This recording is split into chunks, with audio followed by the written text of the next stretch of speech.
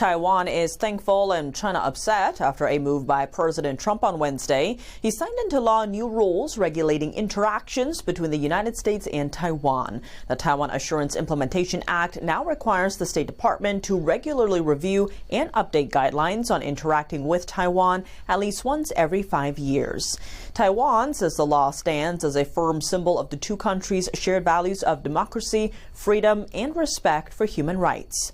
The law has actually been in place since 2020, but the original only required guidelines to be reviewed once, not every 5 years. Taiwan's foreign minister says more frequent reviews will allow Taiwanese officials into U.S. federal agencies for meetings. This upsets Beijing. It opposes any form of official contact between the U.S. and Taiwan. Beijing calls the island the Taiwan region of China and says the Taiwan question is the first red line that must not be crossed in China-U.S. relations. This isn't the first move of its kind by the U.S. In recent years, back in 2021, under the first Trump administration, then Secretary of State Mike Pompeo lifted restrictions on contacts between U.S. officials and their Taiwanese counterparts. This reversed limits put in place after Washington recognized Communist China half a century ago.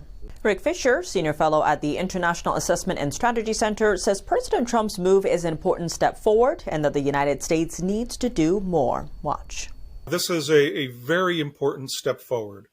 China, the Chinese Communist Party, predicates its relationship with every country on earth on the basis of that country's acceptance of the Chinese Communist Party's right to invade and commit mass murder on the island democracy of Taiwan. It is simply unacceptable. It's inhumane and violates so many American founding principles and are the heart of our democratic culture. Taiwan is, for all practical purposes, a country.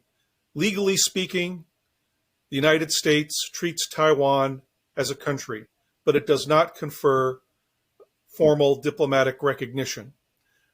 Because the United States took the lead early on in surrendering its freedom to have its own relationship with Taiwan, all other countries have followed our example. We need to set the example now of conveying to the Chinese Communist Party that they have no right to invade and murder people on Taiwan, and that the United States, and indeed every other country on earth, has the right to fashion its own relationship as it sees fit with the people of Taiwan.